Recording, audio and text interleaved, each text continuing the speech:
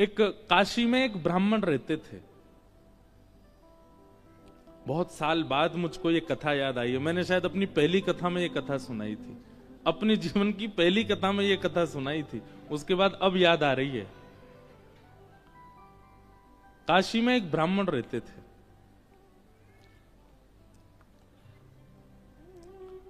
वो नित्य भागवत जी का पाठ करते थे। हम आपको भागवत जी की महिमा बता रहे हैं। नित्य भागवत जी का पाठ करते थे। श्रीमद् भागवत क्या है बंधुओं? साक्षात शब्दमय मूर्ति है श्री कृष्ण की। तेने यम वांगमयी मूर्ति प्रत्यक्ष कृष्ण एव ही।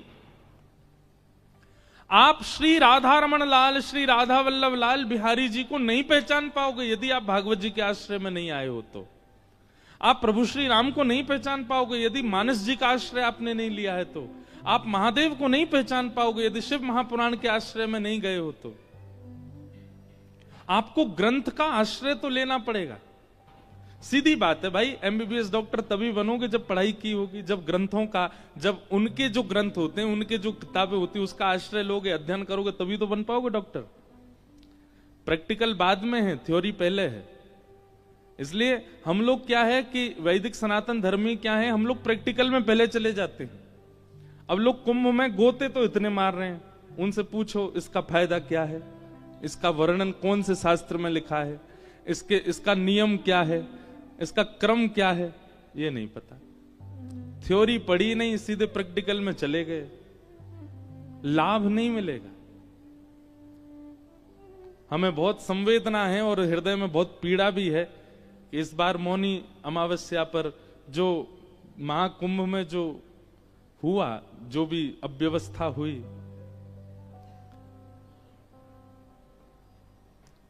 अब पता है उस अव्यवस्था का कारण क्या था? सबको त्रिवेणी जहां संगम होता वहीं नहाना है।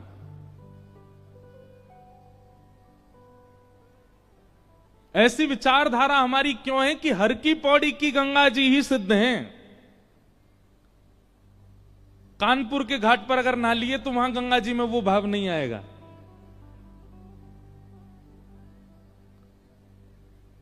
ये विचारधारा हमारी क्यों? और ये हमारी केवल गंगा के प्रति नहीं है, हमें अपने घर के ठाकुर जी में कम विश्वास है, वृंदावन बिहारी लाल में ज्यादा है। अपने घर के ठाकुर जी, उनको एक बार को सेवा ना करें चलेगा, पर वृंदावन जाए तो बिहारी जी दर्शन जरूर होने चाहिए। दोनों समान हैं। ये समत्व कब आएगा? जब सत्संग अतीत हो, जब आपकी थ्योरी बढ़िया होगी तो प्रैक्टिकल अच्छा जाएगा ही। इसलिए हमारा आपसे निवेदन है, हम लोग बहुत धनवान हैं। सनातन धर्मावली हमारे लिए इतने शास्त्र प्रकट करके गए हैं श्री वेदव्यास जी महाराज। किसी एक शास्त्र को जीवन भर के लिए एक शास्त्र को प्रदान कर दीजिए, आपसे ज्यादा प्रसन्न व्यक्ति कोई नहीं होगा जीवन में। किसी एक शास्त्र को पूरा जीवन दे दीजिए, बस उस शास्त्र की कही मानिए बस। और सबसे सरल मानस जी हैं, रामचरितमानस। हमारे मध्य प्रदेश में और पूर्वी उत्तर प्रदेश में तो मानस जी का पाठ घर घर में होता है। उन्हीं का आश्रय ले लीजिए। जब तक आप ग्रंथाकार का आश्रय नहीं लेंगे, आपको मूर्ति आकार ठाकुर जी में भाव उत्पन्न नहीं कर पाओगे आप। तो एक ब्राह्मण थे काशी में, वो नित्य भागवत जी का पाठ करते थे। और भागवत जी के पाठ के पीछे उनका उद्देश्य कोई पुण्य की प्राप्ति नहीं। सब लोग इधर देखो, इधर देखो, यहां देखो, ध्यानपूर्वक सुनो। चाहे ब्रह्मा जी आ जाए यहां पे, आपको देखना हमको ये। एक बार हनुमान जी कथा सुन रहे थे। हनुमान जी कथा ही सुनते हैं। पूरी हनुमान चालीसा में गोस्वामी तुलसीदास जी महाराज ने सिंदूर चढ़ाने का वर्णन नहीं किया, लड्डू के भोग का वर्णन नहीं किया। इसका मतलब ये नहीं कि नहीं करो, करना है, सिंदूर चढ़ाना है, लड्डू का भोग लगाना है, अकहुआ के पत्ते चढ़ाने हैं, सब कुछ करना है। पर गोस्वामी जी ने एक भाव का वर्णन किया, क्या? प्रभु चरित्र सुनवे को रसिया। कथा सुनने के रसिया हैं हनुमान जी। तो एक बार हनुमान जी कथा सुन रहे थे और कथा में राम जी का इतना विरह हुआ हनुमान जी को कि दोनों भुजा उठा करके हनुमान जी रुदन करने लगे।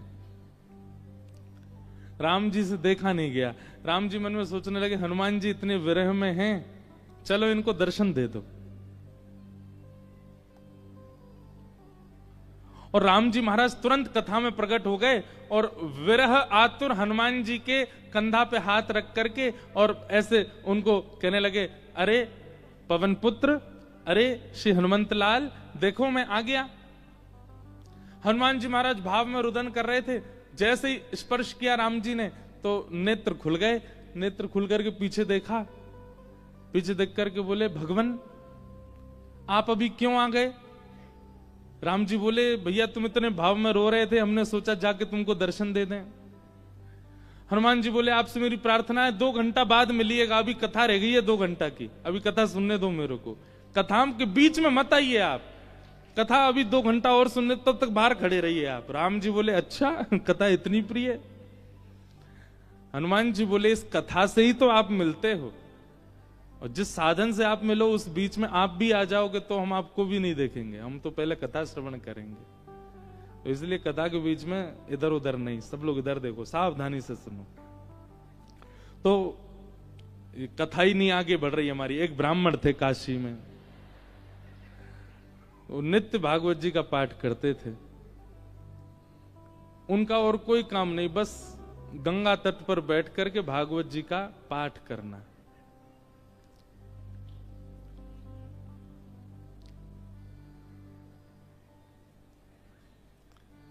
धीमे धीमे उनकी आयु बढ़ने लगी।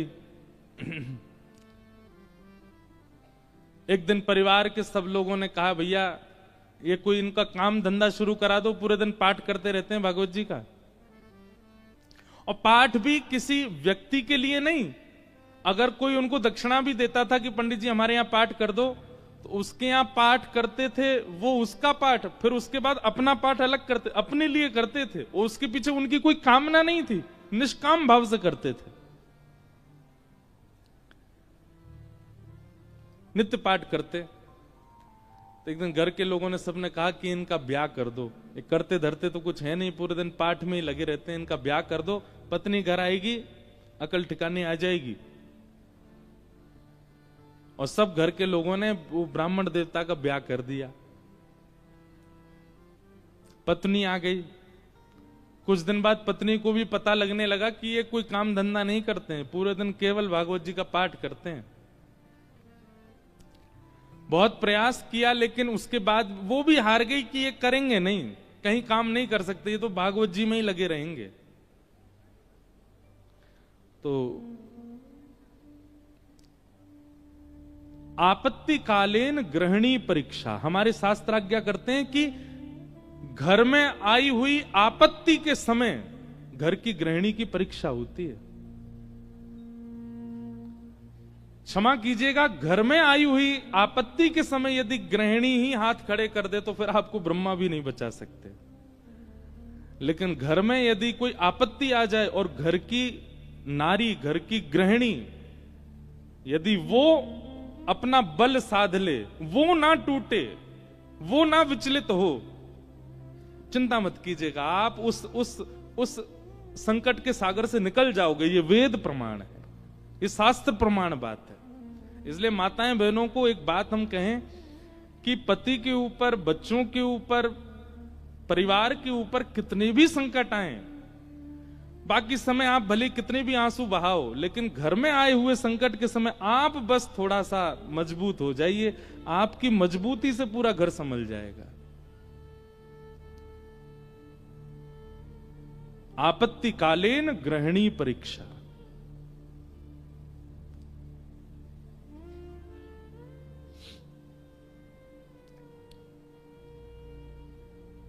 पत्नी ने सोचा कि ये तो कुछ करते नहीं है, आगे हमारा वंश बढ़ेगा, बच्चे होंगे, कैसे चलेगा परिवार। तो फिर उनकी ब्राह्मण देवता की पत्नी ने आज्ञा ली, बोले आपकी आज्ञा हो तो मैं कुछ करूं कार्य, देवी तुमको जैसा अच्छा लगे। भोजन बनाना बहुत अच्छा जानती थी, 3-4 घरों में उन्होंने काम ले लिया और वो जाती भोजन बनाती और उससे जो वेतन मिलता उसी से घर चलता था ब्राह्मण का। ब्राह्मण और प्रसन्न हो गए, बोले और बढ़िया, अब और कुछ नहीं करना पड़ेगा, भागवत जी में लगे रहो, पाठ करते रहो। अब इसमें कई लोग ब्राह्मण को कहीं आलसी मत समझिएगा, ये बहुत बहुत बड़ी बात हम आपको बताएंगे, वो अंत में उसका निचोड़ निकल के आएगा। 2-3 बालक भी उनके हो गए, चल रहा था घर। एक बार की बात, कुछ संतों का काशी में आगमन हुआ, संत आती रहते हैं काशी में, पर असमय में आना हुआ, बिना समय के संतों का आना हुआ। और उन्होंने किसी से पूछा, बोले भैया हम 5-10 मूर्ति हैं, कहीं प्रसाद पाने के इच्छुक हैं, कोई वैष्णव परिवार हो तो हमको बताओ। तो एक राह चलते व्यक्ति ने उन्हीं ब्राह्मण का घर बता दिया, बोले यहां चले जाइए, यहां बहुत एक सेवानिष्ठ और बड़े शास्त्रों का अध्ययन करने वाले ब्राह्मण रहते हैं, इनके पास चले जाइए, आप ये प्रसाद पवा देंगे। संतों ने घर में प्रवेश किया। ब्राह्मण देवता तो अपने पाठ में लगे थे, भागवत जी का ही पाठ कर रहे थे, और उनकी पत्नी बच्चों को, पति को स्वयं प्रसाद आदि पाकर के सारे बर्तन मांज करके उसने रखे ही थे। उसी समय संतों का आना हुआ और संतों ने आगे कहा, आओ बिटिया, हम 10 मूर्ति हैं, हम लोग अयोध्या से प्रयागराज जा रहे हैं, काशी बीच में पड़ा, किसी ने बताया आपका घर वैष्णव का है, बड़ी जोर की भूख लगी, ठाकुर जी को प्रसाद पवाओ और प्रसाद पवा के हम लोगों को प्रसाद बांट दो। ब्राह्मणी बेचारी बड़ी प्रसन्न हो गई कि मेरे घर आज संत पधारे हैं प्रसाद पाने। तुरंत उसने जाकर के रसोई घर में सामग्रियां देखी, सामग्री इतनी थी नहीं कि उन सबको पवाया जा सके। दौड़ी दौड़ी अपने कक्ष में गई, जाकर के अपने जो उसका धन वो कमाती थी उसको जाकर के देखा कि जाऊं लेकर के आऊं, तो वह भी इतना नहीं था कि उन 10 महापुरुषों की सेवा हो सके। और ब्राह्मण का एक स्वभाव है कि और अगर ये स्वभाव किसी ब्राह्मण में नहीं है तो वो ध्यान से सुने, ये ब्राह्मण का स्वभाव होना चाहिए। ब्राह्मण दान मिले तो लेने का अधिकारी होता है, पर मांगने का अधिकारी नहीं है।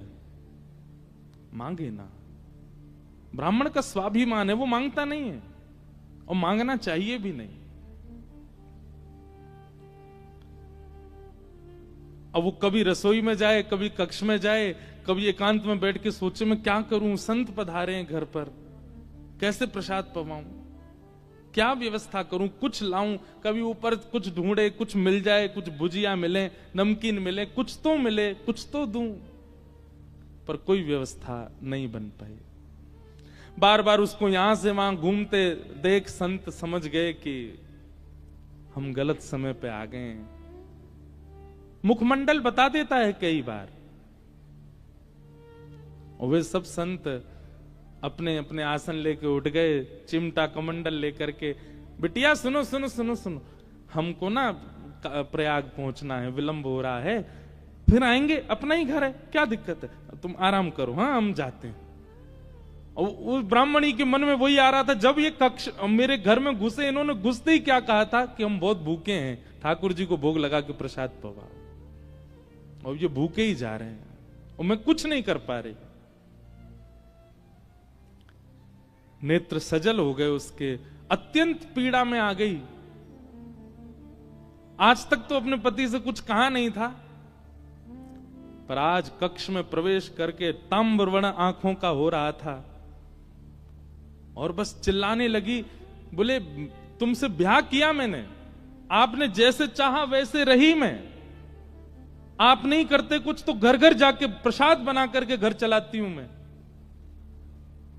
मैं भूखी रह जाऊं, बच्चे भूखे रहें, आप भी भूखे रह जाते हैं तो भी इतनी पीड़ा मुझको नहीं होती है। पर आज संत पधारे थे हमारे यहां, महापुरुष पधारे थे हमारे यहां, कल्पवासी महात्मा आए थे हमारे यहां। वो अभागा दुर्भाग्यशाली घर है जहां से संत भूखे चले जाते हैं, निराश चले जाते हैं, और आप पूरे दिन ये भागवत जी में लगे रहते हो। अगर ये भागवत कृष्ण है, अगर ये भागवत नारायण है, अगर ये भागवत साक्षात भगवान है, तो इन भागवत जी से कम इतनी उम्मीद तो हम रख सकते थे कि हमारे घर से संत भूखे नहीं जाते। क्या दिया भागवत जी ने हमें?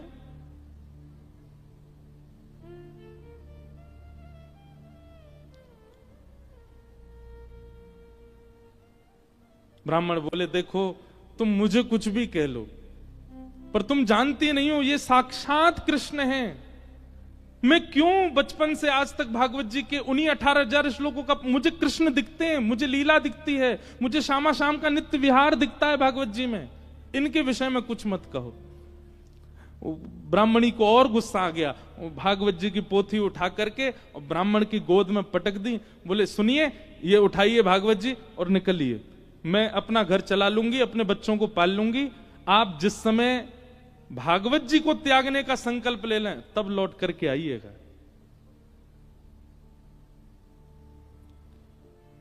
ब्राह्मण के नेत्र सजल हो गए, हृदय से लगा लिया भागवत जी को, निकल पड़े, घर से ही निकल गए और गंगा जी के तट पर जाकर के खूब रोए, खूब रुदन किया। हे भागवत महापुराण, हे साक्षात शब्द में कृष्ण, मेरी अभागा पत्नी है, वो आपके रूप स्वरूप को भी पहचानती नहीं है, पर हे करुणा निधान, आप कृपा करो। मैं कहूंगा भी तो भी वो अध्ययन नहीं करेगी, तो भी वो मुझसे कभी कथा नहीं सुनेगी, पर आप कृपा कीजिए और मेरी गृहिणी को अपने रूप का दर्शन करा दीजिए।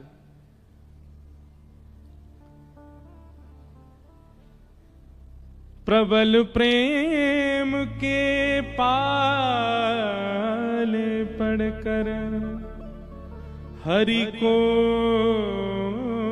नियम बदलते देखा, अपना मान टले टल जाए, पर भक्त का मान न टलते देखा। हमारे ब्रज के श्री बिंदु जी महाराज, उनका ये भाव है, प्रबल प्रेम के पाले पड़कर हरि को नियम बदलते देखा, अपना मान टले टल जाए, पर भक्त का मान न टलते देखा।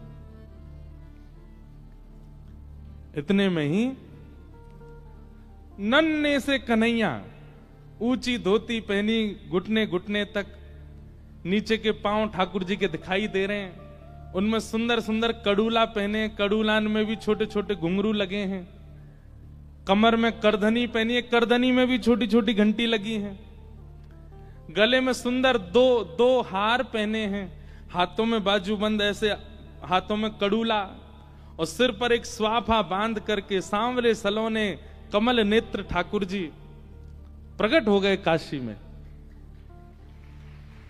लेकिन ब्राह्मण को नहीं दिखे अभी, बस कहीं हो गए प्रकट।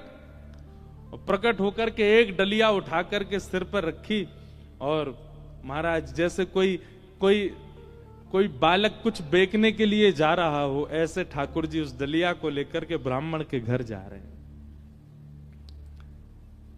ब्राह्मण के घर पहुंच गए, ब्राह्मण गंगा किनारे अभी रो रहा है, और उसके घर पहुंच करके बाहर से उसके गेट को खटखटाने लगे। ब्राह्मणी निकल करके बाहर आई, जैसे ही दरवाजा खोला, सांवरे सलोने नंद नंदन, अब वो क्या जाने की है नंद नंदन, बस उसको तो ये दिख रहा था कोई किसी मैया का सुंदर सा बालक है, श्रृंगार करके डोल रहा गली में। जैसे द्वार खोला, द्वार खोल करके बोली, अरे बालक तुम कौन हो, कहां से आए हो, माताजी कहां तुम्हारी, पिताजी कहां, अकेले कहां घूम रहे हो, और ये इतनी भारी डलिया लेकर के कहां जा रहे हो। डलिया के ऊपर वस्त्र पड़ा था, तो ठाकुर जी एक हाथ से डलिया पकड़े, दूसरे हाथ से इशारा करके बोले, मानो इशारा कर रहे हैं हम गूंगे हैं, बोलना नहीं जानते। अच्छा गूंगे हो, ठाकुर जी बोले तो बोले फिर यहां क्यों आए हो। तो ठाकुर जी ने उसको इशारा किया, कुछ लिखने को दो, हम बताएं कौन है, कैसे आए। डलिया उठा करके ब्राह्मण देवता के घर के भीतर रखी और पर्चा लेकर के उस पर सुंदर लेखनी लिख करके और मोड़ करके ब्राह्मणी को दे करके और तुरंत ठाकुर जी पीछे मुड़े चले गए। ब्राह्मणी पत्र पढ़ने लगी, इतने तो ठाकुर जी वहां से अंतर ध्यान चले गए। अब ब्राह्मणी देखती रही, दूर दूर तक ठाकुर जी दिखे नहीं। क्या लिखा था उस पत्र में? ठाकुर जी बोले, हमें छोटा बालक मत समझो, हमारी कद को देख करके बस ये जान लो हम बौने हैं। हमारी हमारी हमारी जो कद है वो इससे बड़ी नहीं है, ऊपर नहीं तो हमारी उम्र बहुत है और हम बहुत बहुत धनवान परिवार से आते हैं। बहुत वर्षों से तुम्हारे पतिदेव हमारे कुल के लिए पाठ कर रहे हैं भागवत जी का, पर आज तक उन्होंने वेतन नहीं लिया अपना, आज तक एक रुपया भी हमसे मांगा नहीं। पर मुझे आज पता चला कि उनके परिवार को बहुत आवश्यकता है, इसलिए संपूर्ण जीवन काल में उनका जितना भी वेतन होता था वो हम देने के लिए आए हैं। वो जैसे ही घर आए उनको दे दीजिएगा। और ऐसा कह के ठाकुर चले गए। अब जैसे ही वो डलिया के ऊपर से वस्त्र हटा करके देखा, विविध प्रकार की मणियां, रत्न, सोने, जवाहरात, हीरे आदि सबसे लबालब भरी हुई वो डलिया। ब्राह्मणी मनी मन सोचने लगी, मैंने भी बेवजह डांटा, बिन बताए पाठ कर रहे थे यहाँ पर, और मुझे लगता तो था कि ये पाठ करते हैं, इसके पीछे कोई कारण नहीं, कुछ मिलता नहीं इनको, कुछ फिर भी लगे रहते हैं, पर ये तो बड़े गोपनीय हैं, मुझे बिन बताए किसी परिवार के लिए कर रहे थे। अपने बेटा को बुलाया, बोले सुनो पिताजी को खोजो, कहाँ हैं, ढूंढ के लाओ उनको। पिताजी बैठे थे गंगा किनारे, बच्चे ने जाकर पिताजी जल्दी चलो मैया बुला रही घर पे। शाम हो गई, लौट करके ब्राह्मण आए, बड़े उदास हताश हृदय से भागवत जी लगी हैं। जैसे ही घर आए, आज घर का स्वरूप ही बदल रहा था, बढ़िया सुंदर दिए जल रहे हैं बाहर। द्वार खोल करके देखा तो पत्नी का भी स्वरूप बदल गया है, बालक भी बिल्कुल नए नवीन कपड़े पहन करके विचरण कर रहे हैं।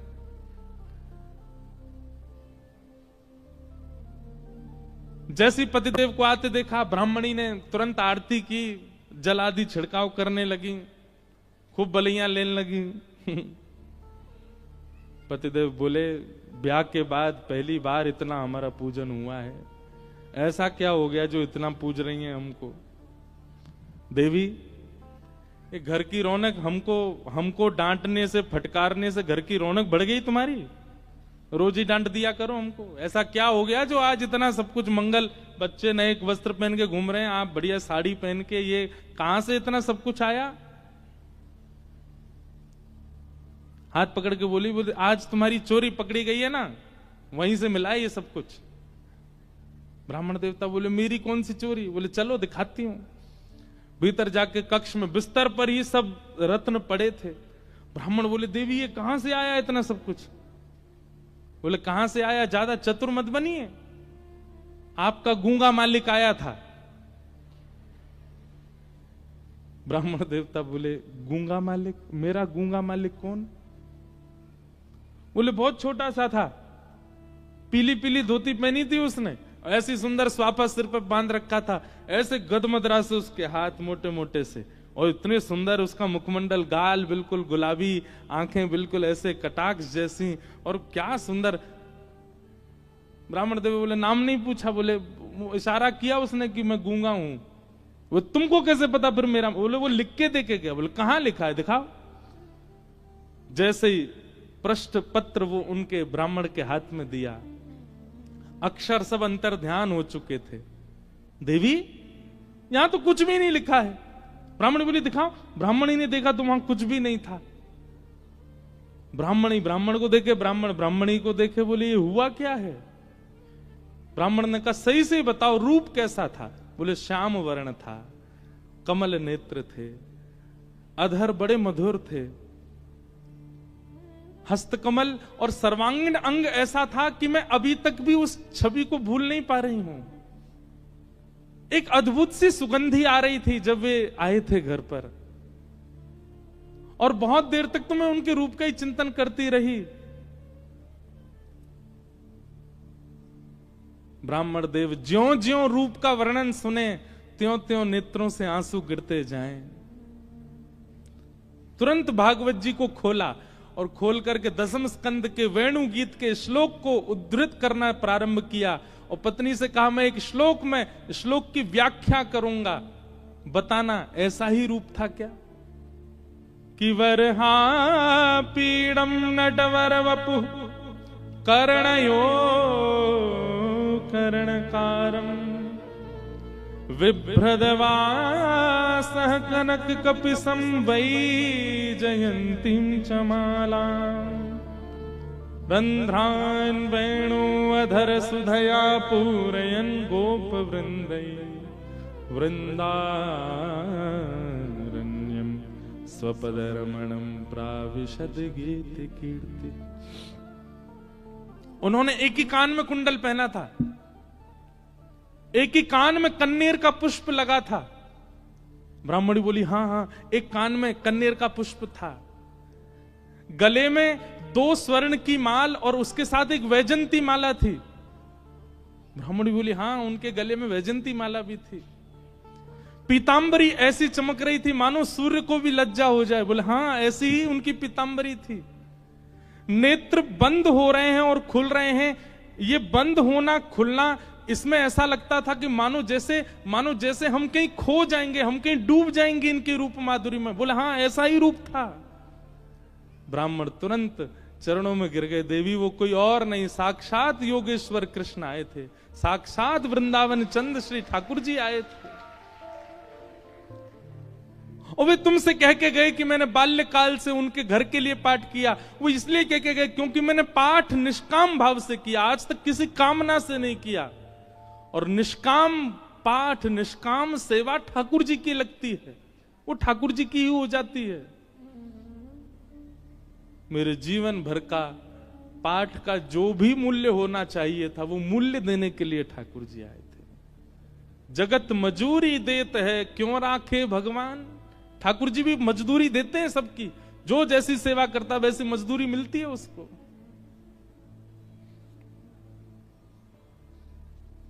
ब्राह्मण आनंदित हो गए और उसी काल से वो ब्राह्मणी भी जीवन यापन के लिए कार्य तो करती, पर भागवत जी की साधिका हो गई और नित्य भागवत जी का पाठ करने लगी। भागवत कोई ग्रंथ नहीं है, कोई किताब नहीं है, कोई पोथी नहीं है। और एक बात कह दूं तो कोई अतिशयोक्ति नहीं, पुराण से ऊंचा हमें शब्द मिला नहीं, इसलिए हम पुराण कहते हैं। श्रीमद् भागवत सचल श्री कृष्ण है, साक्षात कृष्ण है। आपको शायद राधा रमन जी के मंदिर में श्री कृष्ण की प्रतिमूर्ति, श्री कृष्ण का भाव का अनुभव ना हो, पर कथा में हो जाएगा। आपको शायद कभी वृंदावन में वो अनुभव ना हो जो कथा में हो जाएगा। क्यों? कथा में सचल शब्द के रूप में श्री कृष्ण विचरण करते हैं। ऐसी भागवत जी को हम बारंबार प्रणाम करते हैं, वंदन करते हैं। बोलो भागवत महापुराण की। ऐसी भागवत जी